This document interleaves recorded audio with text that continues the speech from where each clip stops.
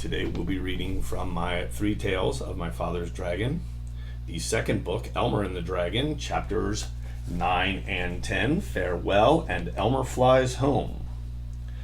Chapter 9, Farewell. I think I ought to be getting home, said Elmer the next morning as he ate the last 10 tangerines. How do you feel, Dragon? Fine. Why, I could fly to the moon and back. Good, said Elmer, because I think today is my father's birthday. He looked at the plates and the pots and the cups and the silverware and the bags of seed spread all over the pine needles and asked, King, what shall we do with your part of the treasure? Dear, dear, said the king, well, we can plant the seeds, but I guess we ought to put the rest back in the chest. But my gold, I must have my gold. I insist upon at least one silver spoon, cheeped the queen. Then I'll save out the seed and the spoon and 3 pieces of gold, suggested Elmer, who was anxious to be off.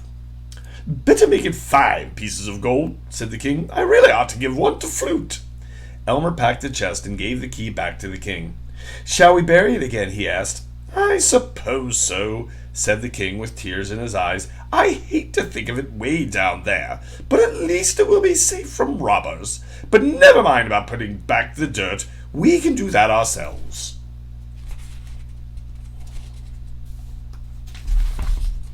So the dragon carefully lowered the chest into the hole, while Elmer put away the shovel. Then Elmer packed his knapsack with the 3 bags of gold and the sterling silver harmonica, carefully wrapping the harmonica in the burlap bag left over from the rescue. Goodbye, everybody, and thanks for a wonderful visit, he shouted all the canaries. You can count on me. I'll never tell your secret to a soul. Goodbye, Elmer, and thanks again, said the king, who was already busy giving orders to the other canaries about filling the hole.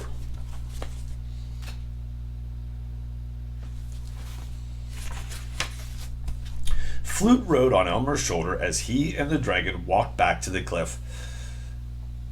Goodbye, Elmer. Please give my best to your mother. She really was awfully good to me, you know.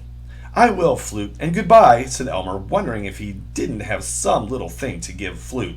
He looked once more at his knapsack and found that he still had 3 sticks of chewing gum and half a package of rubber bands. I don't suppose you'd like to take these? He asked. I'd love them, said Flute. I'll keep them with my gold piece, and I'll be even richer than the king, because I'll keep my treasure where I can see it every day. Flute told Elmer and the dragon the best way to fly to Nevergreen City, and then Elmer hopped aboard, waving farewell to Flute and Feather Island.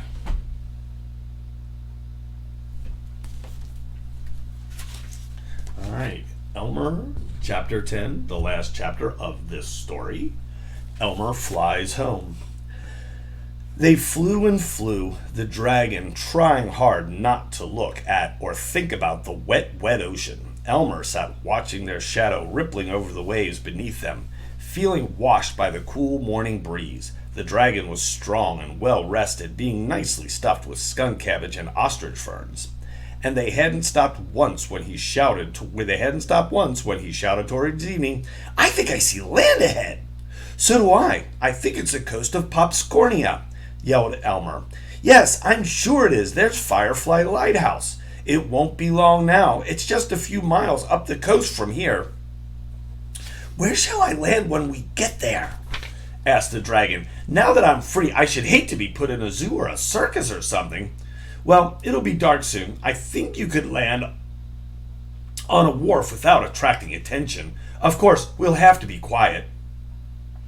They flew up the coast, passing the lighthouse and the village of Frutoria and the town of Custard, and finally came to the outskirts of Nevergreen City.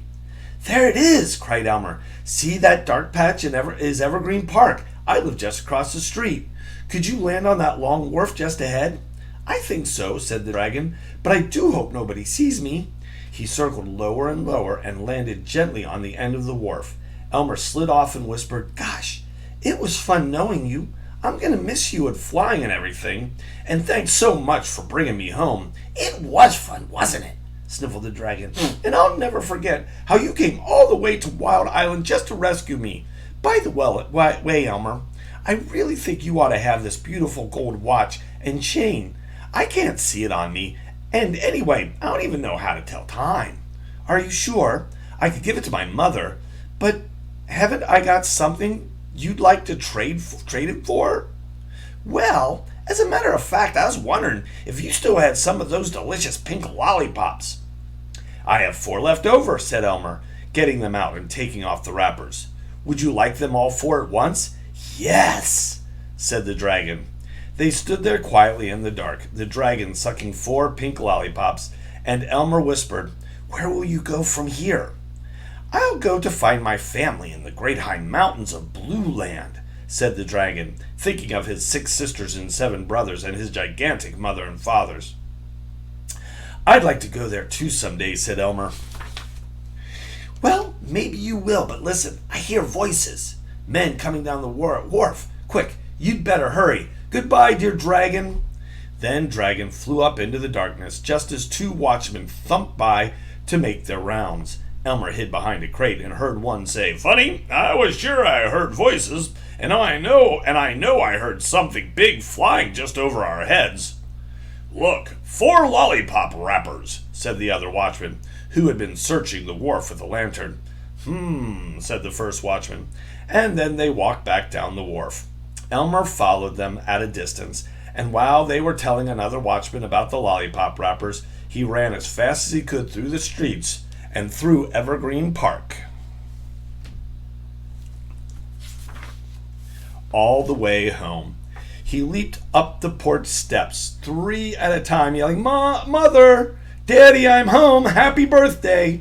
Mr. and Mrs. Elevator rushed to the door and threw their arms around Elmer. Oh, Elmer, how glad we are to see you!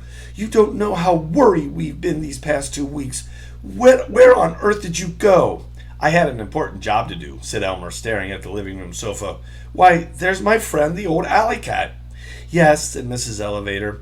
As much as I've always hated cats, I just didn't have the heart to turn her out.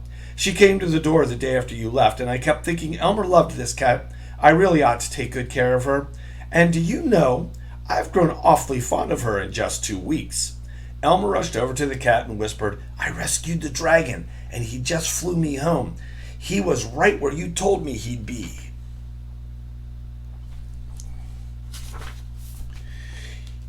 You did what? Asked Mr. Elevator. Oh, nothing, said Elmer. By the way, here's your birthday present. Elmer gave his father 3 bags of gold and played Happy Birthday on the sterling silver harmonica. And here's a beautiful gold watch and chain for you, Mother. But where did you ever get these things? Guessed Mr. and Mrs. Elevator. That's a secret I can never tell, said Elmer, rummaging in the icebox for something to eat. The end of Book 2, Elmer and the Dragon. Tomorrow we'll start Book 3, The Dragons of Blue Land. Hope you enjoyed it.